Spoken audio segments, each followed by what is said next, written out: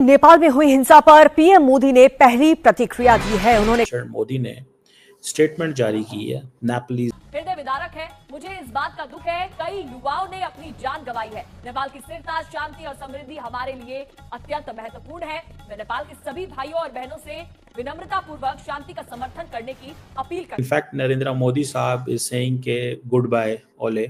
बोल दीजिएगा Indian media और प्राइम मिनिस्टर मोदी जी को बोल दीजिए, हमें तुरंत मीडिएशन टीम चाहिए, इंडिया से मीडिएशन टीम चाहिए, नहीं तो इधर नेपाल में सब तरह विध्वंस हो जाए। असल में जो केपी ओली की गवर्नमेंट थी, हुकूमत थी, उसको गिराने में कह लें कि जो चाइना या ट्रंप है उसकी इन्वॉल्वमेंट हम लोगों को नजर आ रही है, स्पेशली। लेकिन अब ये गुस्सा भ्रष्टाचार, बेरोजगारी और राजनीतिक व्यवस्था के खिलाफ एक बड़े जन आंदोलन में बदल चुका है।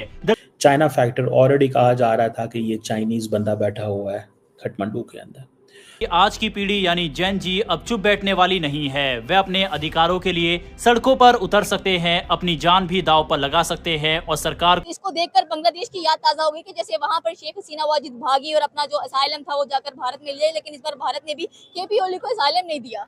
भारत और पाकिस्तान में दोनों की बात कर रहा हूँ, नॉट जस्ट पाकिस्तान। दोनों के पास कैपेबिलिटी मौजूद है।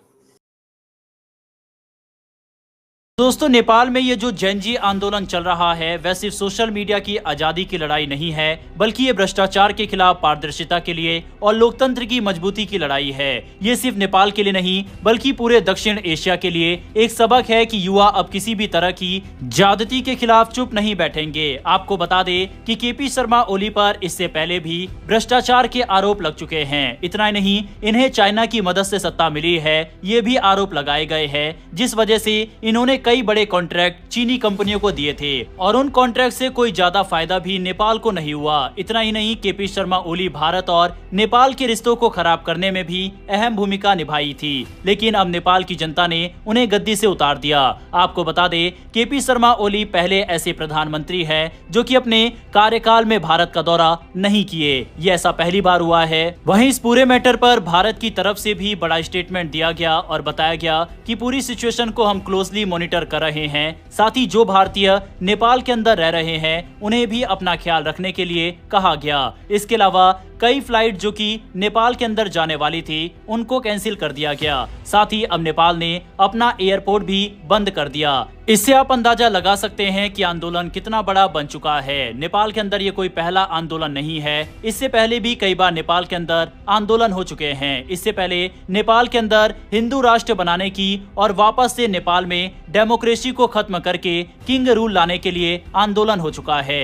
यूं तो नेपाल में लोकतंत्र की शुरुआत 1951 में हुई थी, लेकिन मौजूदा गणतांत्रिक लोकतंत्र 2008 से पूरी तरह स्थापित हुआ था, जब 2006 में जन क्रांति ने राजशाही की शक्तियों को पूरी तरह खत्म कर दिया था। लेकिन आज वही नेपाल एक बार फिर से किंग रूल भी चाहता है। हालांकि फिलहाल ये देखना होगा कि क्या केपी शर्मा ओली के इस्तीफे के बाद ये आंदोलन थमता है या फिर नहीं। कुछ समय पहले एक व्यूअर ने कमेंट किया था कि जब से नरेंद्र मोदी की सरकार आई है तब से भारत की फॉरेन पॉलिसी काफी वीक हुई है और अपने पड़ोसी देशों के साथ रिश्ते खराब हो गए हैं। तो यहाँ पर हमें समझना पड़ेगा कि हमारे पड़ोसी देशों के आंतरिक हालात सही नहीं है और ऐसे में उन देशों से संबंध अच्छे नहीं रखे जा सकते। जैसे कि हमने एक बहुत बड़ा आंदोलन और दिवालिया होते श्रीलंका को देखा था। म्यांमार में किस तरह के हालात अभी बने हुए हैं ये हम सभी जानते हैं। वहीं बांग्लादेश के अंदर अभी पिछले साल क्या हुआ ये भी हम सब ने देखा। पाकिस्तान का हाल हम सब जानते ही हैं। इसके अलावा अब नेपाल, जब एक देश खुद ही स्थिर ना हो तो उस देश के साथ अपने संबंधों को मेंटेन करना मुश्किल होता है और यही कारण।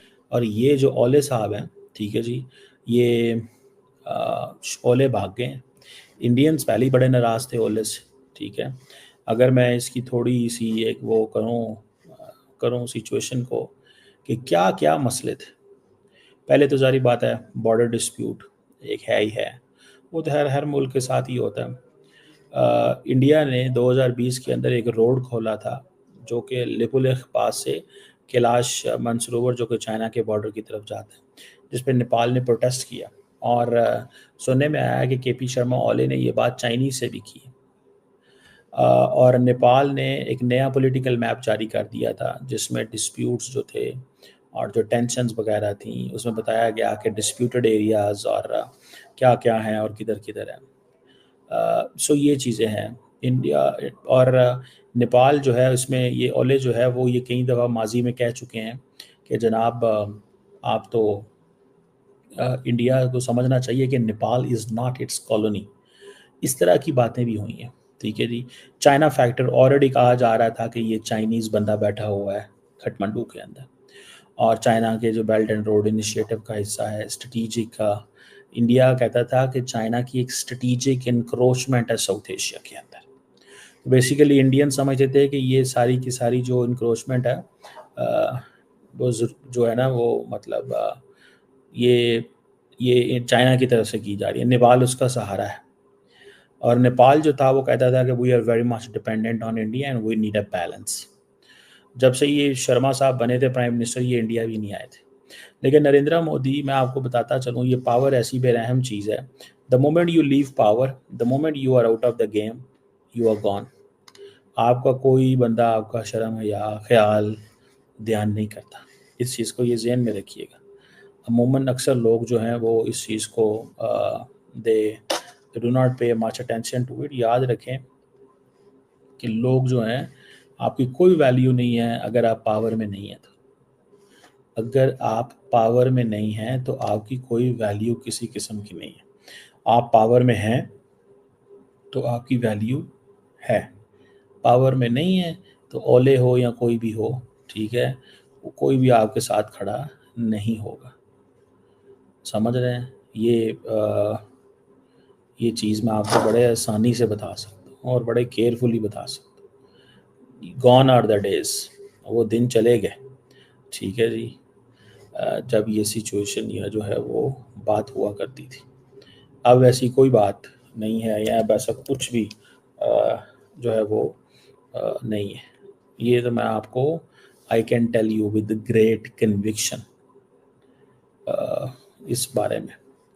दूसरी तरफ अगर आप देखें तो आपको ये भी पता चलेगा कि जो इरिटेंट्स अपनी और ये जो प्रोटेस्ट है, पहले इसको शक्ल दी गई कि ऐप्स की वजह से ये जो प्रोटेस्ट है ये कैरी किया जा रहा है, लेकिन बाद में चला कि असल में जो केपी ओली की गवर्नमेंट थी, हुकूमत थी, उसको गिराने में कह लें कि जो चाइना या ट्रंप है उसकी इन्वॉल्वमेंट हम लोगों को नजर आ रही है। स्पेशली हम लोग साथ में बात करेंगे, इंडिया की मिशन सैम्बिक कंडक्टर भी लॉन्च हो चुका है, 20 बिलियन की और इन्वेस्टमेंट हम लोगों को नजर आएगी। इंडिया वैसे ही आईटी के अंदर रूल करता हुआ दिखाई दे रहा है। हमारे साथ पाकिस्तानी वहाँ मौजूद है, इनसे पूछेंगे कि नेपाल के अंदर जो क्राइसिस हम लोगों को नजर आ रहे हैं, हमें बांग्लादेश की याद आ गई। बांग्लादेश, इसको देखकर बांग्लादेश की याद ताजा हो गई कि जैसे वहां पर शेख हसीना वाजिद भागी और अपना जो असाइलम था वो जाकर भारत में ले, लेकिन इस बार भारत ने भी केपी ओली को असाइलम नहीं दिया।